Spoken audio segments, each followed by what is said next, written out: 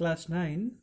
আজকে দেখো তোমাদের চ্যাপ্টার 15 যেটা রয়েছে ত্রিভুজ ও চতুর্ভুজের পরিসীমা ও ক্ষেত্রফল নির্ণয়, সেটা আমরা আজকে কিছু অঙ্ক করব এবং সঙ্গে সূত্রগুলো আলোচনা করব।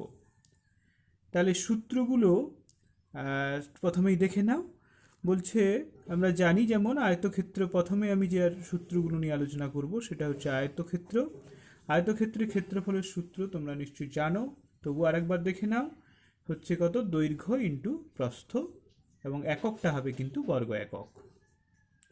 পরিসীমা, আয়তক্ষেত্রের পরিসীমা মানে এই বাইরের যে রেখাঙ্কিত অংশটা, এই রেখাঙ্কিত অংশটা হচ্ছে পরিসীমা, আর ভিতরের যে অংশটা এটা হচ্ছে ক্ষেত্রফল। ক্ষেত্রফলের সূত্র পেয়েছে দৈর্ঘ্য ইন্টু প্রস্থ। আর বাইরের এই যে রেখাটা, এই রেখাটার ক্ষেত্রে রেখাটার যদি দৈর্ঘ্য নির্ণয় করতে হয় তাহলে আমাকে পরিসীমা নির্ণয় করতে হবে। পরিসীমার সূত্র আমরা জানি 2 ইন্টু দৈর্ঘ্য প্লাস প্রস্থ একক, 2 ইন্টু দৈর্ঘ্য প্লাস প্রস্থ একক। এবার আসছে আয়তক্ষেত্রের কর্ণের দৈর্ঘ্য। কর্ণ মানে কোনটা? এটা কর্ণ। তাহলে এটা যদি দৈর্ঘ্য হয়, এটা যদি প্রস্থ হয়, এটা দেখতে পাচ্ছ এটা একটা সমকোণী ত্রিভুজ। সমকোণী ত্রিভুজের অতিভুজের সূত্র কি? অতিভুজ স্কয়ার সমান হয় লম্ব স্কয়ার প্লাস ভূমি স্কয়ার। তাহলে সেই সূত্র থেকে আমরা দেখো আয়তক্ষেত্রের কর্ণের দৈর্ঘ্য পেয়েছি √ দৈর্ঘ্য স্কয়ার প্লাস প্রস্থ স্কয়ার। তাহলে এটা গেল আয়তক্ষেত্রের ব্যাপার। এবারে যদি বর্গক্ষেত্র করি, তাহলে বর্গক্ষেত্রে পরিসীমার সূত্র তোমাদের জানা, 4 ইন্টু একটি বাহুর দৈর্ঘ্য। আর ক্ষেত্রফলের সূত্র কি? ক্ষেত্রফল হচ্ছে বাহু ইন্টু বাহু বর্গ একক। আর কর্ণের সূত্র কি হবে? এই আগের সূত্রটাই আমি যদি বসিয়ে দিই, বাহু এই দুটি দৈর্ঘ্য আর প্রস্থ যেহেতু সমান, তার মানে এটা আসবে কত? √2 ইন্টু একটি বাহুর দৈর্ঘ্য। তাহলে বর্গক্ষেত্রের পরিসীমার সূত্র হচ্ছে 4 ইন্টু একটি বাহুর দৈর্ঘ্য, ক্ষেত্রফল হচ্ছে বাহু ইন্টু বাহু বর্গ একক, আর কর্ণের দৈর্ঘ্য হচ্ছে √2 ইন্টু একটি বাহুর দৈর্ঘ্য। এরপরে সমকোণী যদি ত্রিভুজ দেওয়া থাকে, সমকোণী ত্রিভুজের ক্ষেত্রে কি হবে না? সমকোণী ত্রিভুজের ক্ষেত্রে ক্ষেত্রফলের সূত্র তোমরা জানো, হাফ ইন্টু সমকোণ সংলগ্ন। সমকোণ মানে এটা 90 ডিগ্রি। এই কোণের কাছাকাছি যে দুটো বাহু, একটাকে এ ধরেছি আমি, একটাকে বি ধরেছি, এই সমকোণী ত্রিভুজের ক্ষেত্রফলের সূত্র তাহলে কি আসবে? হাফ ইন্টু সমকোণ সংলগ্ন বাহু দুটির বাহুদ্বয়ের গুণফল। সমকোণ সংলগ্ন মানে সমকোণের কাছাকাছি। তাহলে এখানে এ আর এখানে বি রয়েছে, তার মানে এর ক্ষেত্রফল হচ্ছে হাফ ইন্টু AB বর্গ একক। এরপরে আসছে সমবাহু ত্রিভুজের ক্ষেত্রফল। সমবাহু এটি এমন একটি ত্রিভুজ যার 3টা বাহুই কিন্তু সমান। এইরকম ছবিটা সমবাহু ত্রিভুজের, যার 3টা বাহুই সমান, মানে এই বাহুটার সঙ্গে এটা সমান, এটার সঙ্গে এটা সমান। তাহলে সেক্ষেত্রে সমবাহু ত্রিভুজের ক্ষেত্রফলের সূত্র এটা মুখস্থ রাখতে হবে, √3/4 ইন্টু বাহু স্কয়ার বর্গ একক।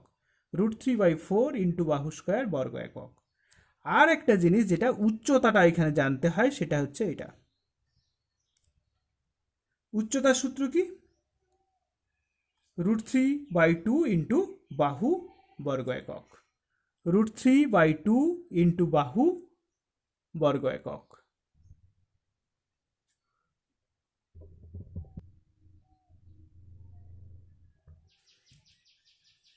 এবারে দেখো সমদ্বিবাহু ত্রিভুজের ক্ষেত্রে। সমদ্বিবাহু ত্রিভুজের ক্ষেত্রে ক্ষেত্রফলের যে সূত্র সেটা হচ্ছে হাফ ইন্টু ভূমির দৈর্ঘ্য, ভূমি মানে এই যে বিসি হচ্ছে ভূমি, ইন্টু উচ্চতা। উচ্চতা যখন আমি নির্ণয় করছি, উচ্চতা মনে রাখবে সমদ্বিবাহু ত্রিভুজের ক্ষেত্রে যেটাই উচ্চতা সেটাই হচ্ছে মধ্যমা। তার মানে কি? এই ভূমিটাকে সে কিন্তু সমান দুভাগে ভাগ করে দেবে।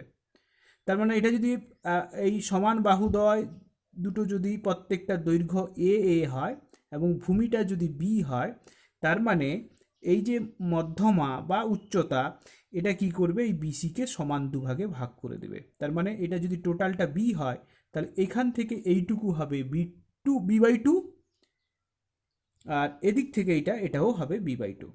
তাহলে সেখান থেকে উচ্চতা, আমি এই উচ্চতা যদি নির্ণয় করতে চাই, তার মানে উচ্চতার দৈর্ঘ্য আমি পিথাগোরাসের উপপাদ্য লাগিয়ে পেতে পারি এইটাই। অর্থাৎ হাফ ইন্টু ভূমির দৈর্ঘ্য ইন্টু আন্ডার রুট ওভার সমান বাহুর একটির দৈর্ঘ্য মাইনাস ভূমি বাই 2 তার হোল স্কোয়ার। এই সূত্রকে কাজে লাগিয়ে তুমি সমদ্বিবাহু ত্রিভুজের ক্ষেত্রফল কিন্তু পেয়ে যাবে। এরপরে আসছে বিষমবাহু ত্রিভুজের ক্ষেত্রে ক্ষেত্রফল আমি কি করে পাবো। বিষমবাহু ত্রিভুজ, যদি বিষমবাহু ত্রিভুজ হয়, বিষমবাহু ত্রিভুজ কাকে বলে না, যে ত্রিভুজের তিনটি বাহুর দৈর্ঘ্যই পরস্পর অসমান। দেখো, এ কোণের বিপরীত বাহুকে আমি স্মল এ মানে দৈর্ঘ্যটাকে স্মল এ ধরেছি, বি কোণের বিপরীত বাহুটাকে স্মল বি এবং সি কোণের বিপরীত বাহুটাকে স্মল সি ধরেছি। তার মানে বিসি বাহুর দৈর্ঘ্য হচ্ছে এ, সি এ বাহুর দৈর্ঘ্য হচ্ছে বি এবং এ বি বাহুর দৈর্ঘ্য হচ্ছে সি। এবারে পরিসীমার সূত্র তোমরা জানো, পরিসীমাকে আমরা 2s বলি। পরিসীমা মানে হচ্ছে এই যে তিন দিকের যে রেখাটা মানে এ বি আর সি তাদের যোগফল, এ প্লাস বি প্লাস সি, এটাই হচ্ছে পরিসীমার সূত্র। এবার পরিসীমা থেকে আমরা অর্ধ পরিসীমা এস বের করেছি, 2s ছিল, তার মানে a plus b plus c by 2। এটা থেকে বিষমবাহু ত্রিভুজের পরিসীমা এবং অর্ধ পরিসীমা তুমি পেয়ে যাচ্ছ। এরপরে বিষমবাহু ত্রিভুজের ক্ষেত্রে হেরনের সূত্র বলে একটা সূত্র রয়েছে বা ব্রহ্মগুপ্তের সূত্র বলে একটা সূত্র রয়েছে, সেই সূত্রের সাহায্যে কিন্তু এর ক্ষেত্রফল নির্ণয় করা যাবে।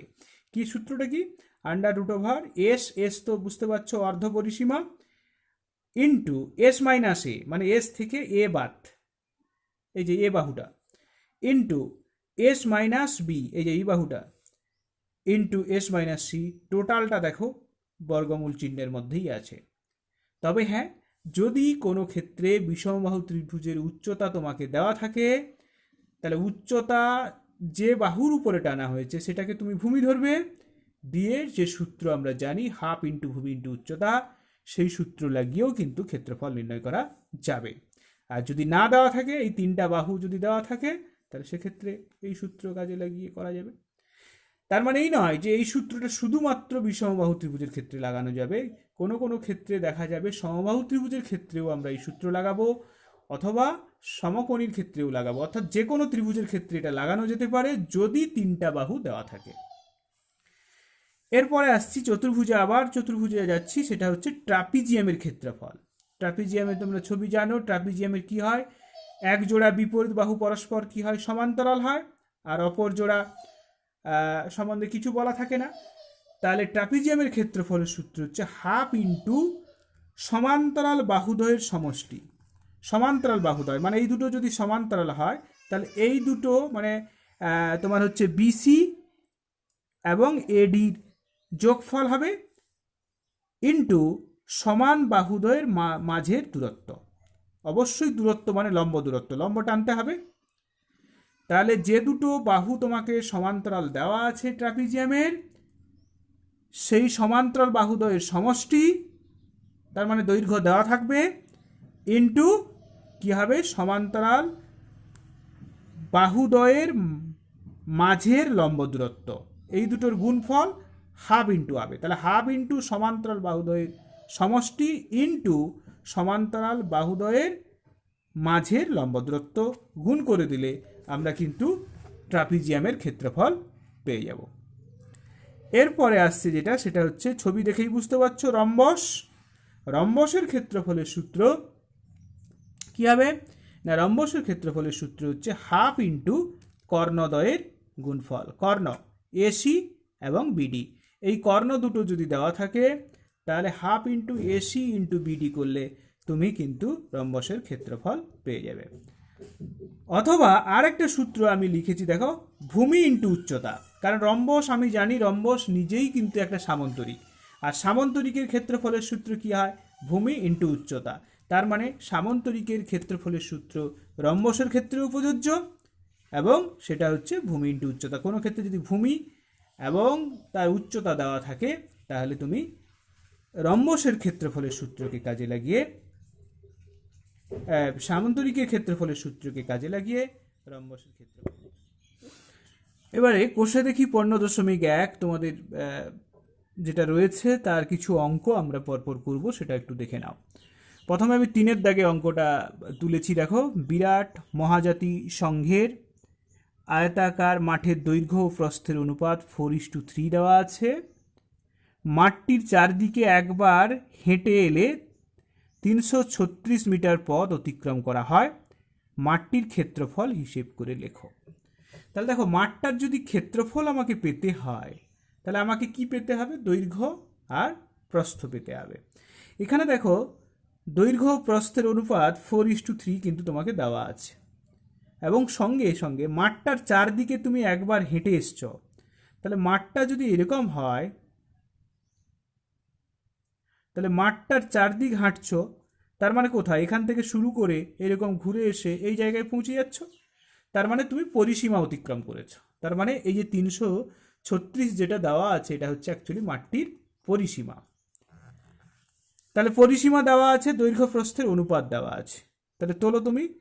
তাহলে দৈর্ঘ্য ইস্টু প্রস্থ এইটা দেওয়া আছে 4:3। ধরে নাও যে দৈর্ঘ্য সমান 4x। কি একক আছে দেখো? মিটার। তাহলে মিটার। আর প্রস্থ সমান 3x মিটার। তাহলে পরিসীমা শর্তানুসারে বা অ্যাকর্ডিং টু দ্য কন্ডিশন, আয়তক্ষেত্রের পরিসীমা সূত্র কি?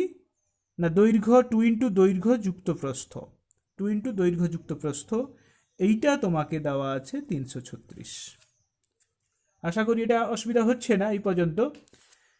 বা এবার এটা একটু সরল করো। তাহলে 4 3 7 মানে 7x ইন্টু 2, তার মানে 14x ইজ ইকাল টু 336, বা এক্স ইজ ইকাল টু 336/14। এবার একটু কাটাকাটি করো। 2 7 14, 2 1 2, 13 হচ্ছে, 2 6 12, 16 হচ্ছে, 2 8 16। এবারে 7 কাটো, 7 1 7, 7 2 14, 28 হচ্ছে, 7 4 28। তার মানে অতএব তাহলে দৈর্ঘ্য কত দাঁড়ালো? দৈর্ঘ্য সমান দাঁড়াচ্ছে, কত ছিল দেখো? 4x ছিল। তাহলে 4 × 24, তার মানে 4 4 16, 6 হাতে 1, 4 2 8, 1 9। এটা দৈর্ঘ্য। আর প্রস্থ কত? প্রস্থ ছিল 3x, মানে 3 × x এর মান, মানে 24, 24 আর 3 গুণ করো, দেখবে 72 হবে। তাহলে দৈর্ঘ্য পেয়ে গেছি, প্রস্থ পেয়ে গেছি। আমাকে কি বের করতে বলেছে? ক্ষেত্রফল নির্ণয় করতে। এখানে দেখো, অতএব ক্ষেত্রফল সমান, তাহলে কত হবে? 96। দৈর্ঘ্য ইন্টু প্রস্থ, মানে দৈর্ঘ্যের মান 96, প্রস্থের মান 72। তাহলে 96 × 72, এইটা তোমরা গুণটা করে ফেলবে। তাহলে এইটাই হচ্ছে এই আয়তক্ষেত্রটার ক্ষেত্রফল। ঠিক আছে, এটা নিশ্চয়ই অসুবিধা হওয়ার কথা নয় তোমাদের। এরপরে 5-এর দাগে অঙ্কটা দেখো, তোমাদের বইতে যেটা রয়েছে। কি বলেছে? সুহাসদের আয়তাকার জমির ক্ষেত্রফল দেওয়া আছে 500 বর্গমিটার। জমিটির দৈর্ঘ্য 3 মিটার কমালে এবং প্রস্থ 2 মিটার বাড়ালে জমিটি বর্গাকার হয়ে যায়। তাহলে দৈর্ঘ্য 3 মিটার কমালে এবং প্রস্থ 2 মিটার যদি বাড়িয়ে দেওয়া হয়, জমিটা তখন আর আয়তাকার থাকছে না, বর্গাকার হয়ে যাচ্ছে। আর সুহাসদের জমির দৈর্ঘ্য প্রস্থ হিসেব করে লিখতে হবে আমাকে। তাহলে একটা জিনিস দেখো, আয়তক্ষেত্রের যদি দৈর্ঘ্য প্রস্থ আমি ধরে নিই, তাহলে ক্ষেত্রফল আমি দেওয়া আছে যেহেতু, তাহলে দৈর্ঘ্য ইন্টু প্রস্থ করলে আমরা কিন্তু ক্ষেত্রফল পেয়ে যাব। ধরি দৈর্ঘ্য সমান এক্স, কি একক আছে দেখো? মিটার। তাহলে এক্স মিটার, প্রস্থ সমান ওয়াই মিটার। শর্তানুসারে কি বলা আছে? দৈর্ঘ্য ইন্টু প্রস্থ মানে এক্স ইন্টু ওয়াই সমান দেওয়া আছে 500 বর্গমিটার। এটাকে তুমি 1 নম্বর দাও। এবারে বলেছে জমিটার দৈর্ঘ্য 3 মিটার কমালে প্রস্থ 2 মিটার বাড়ালে জমিটা বর্গাকার হবে। এবার বলো, জমিটা যদি বর্গাকার হয়, বর্গাকার জমির কি হয়, দৈর্ঘ্য আর প্রস্থ কিন্তু সমান হয়ে যায়। বর্গাকার জমির ক্ষেত্রে দৈর্ঘ্য যা প্রস্থও তাই। তাহলে দৈর্ঘ্য 3 মিটার কমানো হলো, আবার একটা শর্ত তোমাকে দেওয়া আছে, দৈর্ঘ্য 3 মিটার কমিয়ে দিলাম, প্রস্থ 2 মিটার বাড়ালাম, তাতে বর্গক্ষেত্র হয়েছে, তার মানে এই দুটো বাহু সমান হবে। এইটাকে একটু সরল করো, তাহলে x সমান হচ্ছে y প্লাস 2 প্লাস 3।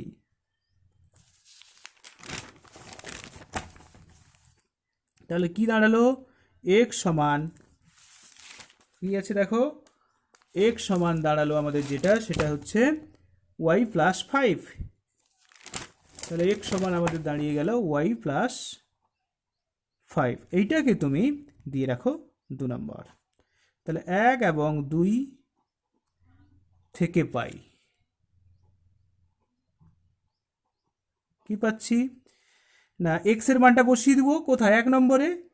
একে কি ছিল, xy সমান 500, তাহলে y ইন্টু x এর মান হচ্ছে y প্লাস 5, এইটা সমান দেওয়া আছে 500, বা তাহলে y স্কোয়ার প্লাস 5y, ওয়াইটা গুণ করলাম আর 500টাকে এদিকে নিয়ে এলাম, সমান 0, বা y স্কোয়ার, দেখো 500কে আমি ভাঙতে পারি 25 আর 20, 25 থেকে 20 বাদ দিলে 5 পাই, 0।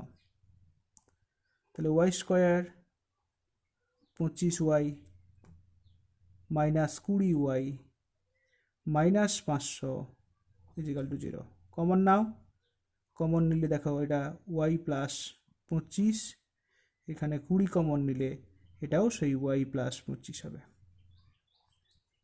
তাহলে কি কি উৎপাদক পেলে, একটা হচ্ছে y প্লাস 25 আর একটা পেলে y মাইনাস 20 ইজিক্যাল টু 0। এবারে দেখো এখানে, তাহলে y মাইনাস 20 ইজিক্যাল টু 0 হবে, যেহেতু y plus 25 not equal to 0, কারণ y প্লাস 25 0 হওয়া যাবে না, কারণ y এর মান নেগেটিভ হয়ে যাবে তাহলে, কারণ দৈর্ঘ্য প্রস্থ কখনো কিন্তু ঋণাত্মক হতে পারে না।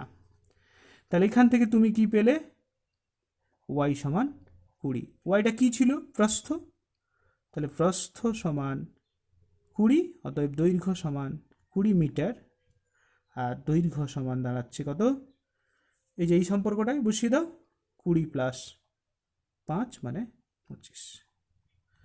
তাহলে এইভাবে আমরা কিন্তু ওই সুহাসদের যে জমিটা ছিল তার প্রস্থ নির্ণয় করে ফেললাম 20 মিটার, এই যে, আর দৈর্ঘ্য আমরা পেয়ে গেলাম দেখো 25 মিটার।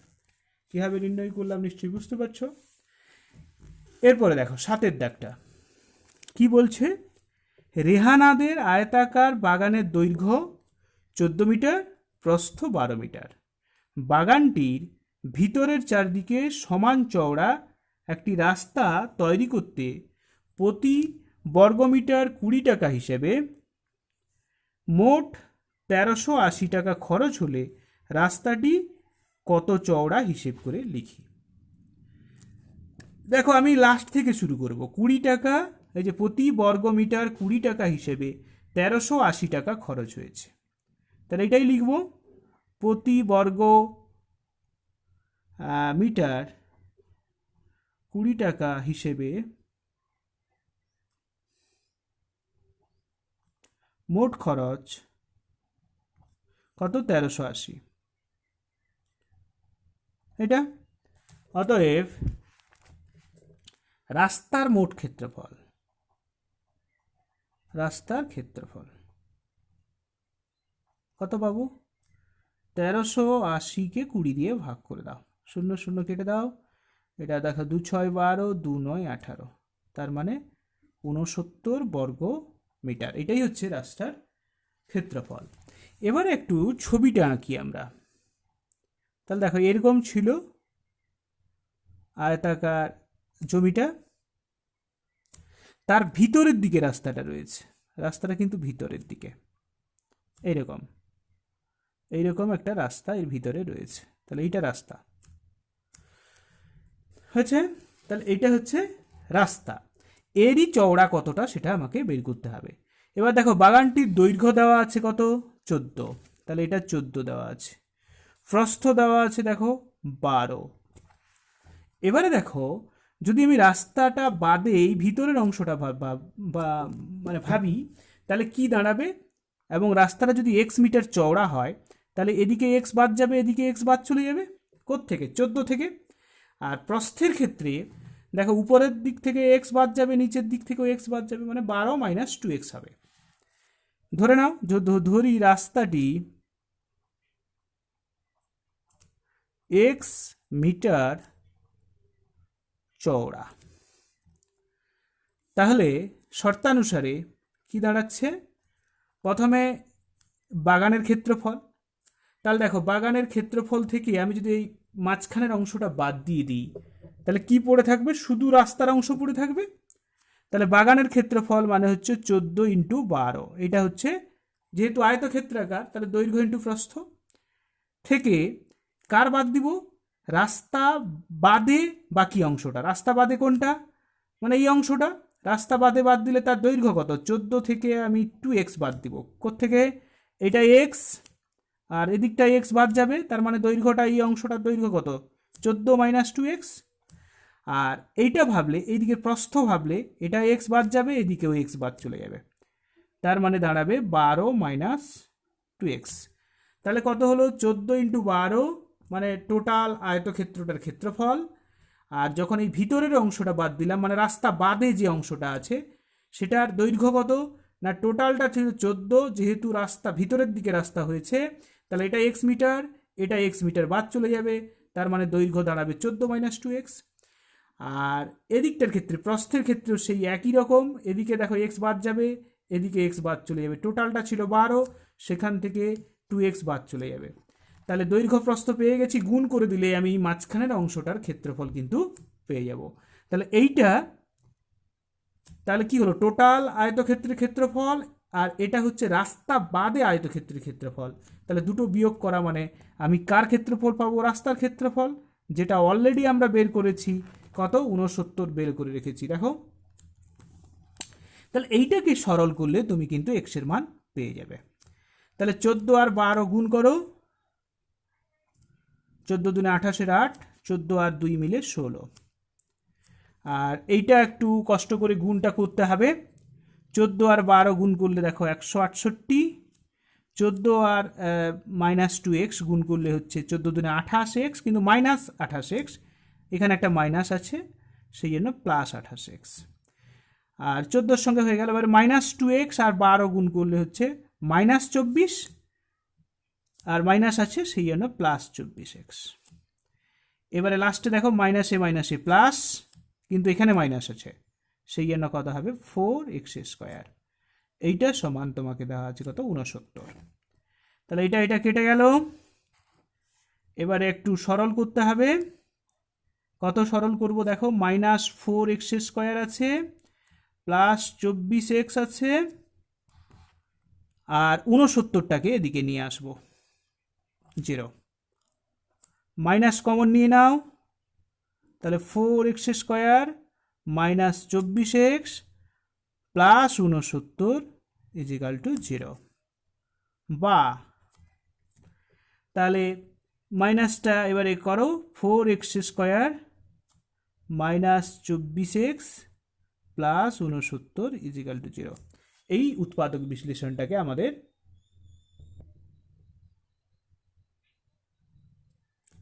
এখানে দেখো, এই যে 28 আর 24 আর 28 যোগ করলে এটা 52 হওয়ার কথা, 52, তার মানে এটা 52।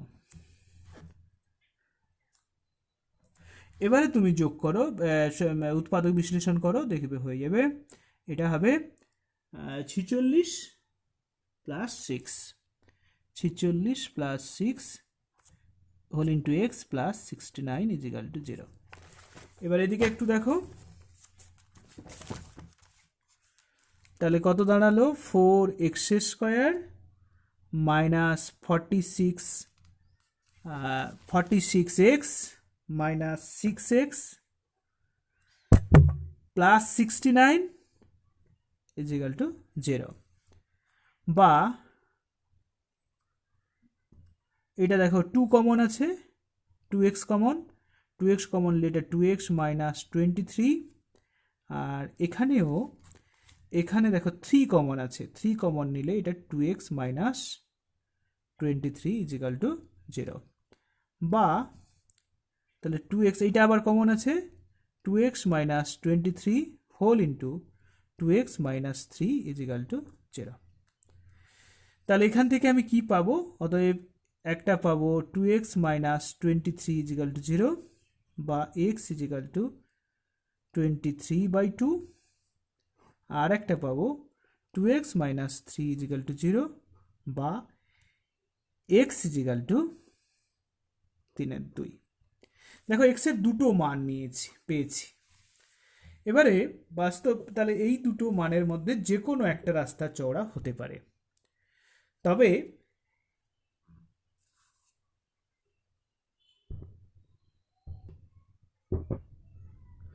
রাস্তার চওড়া আমরা এটাকেই ধরবো, কারণ প্রস্থ দেওয়া আছে, দেখো প্রস্থ 12 দেওয়া আছে।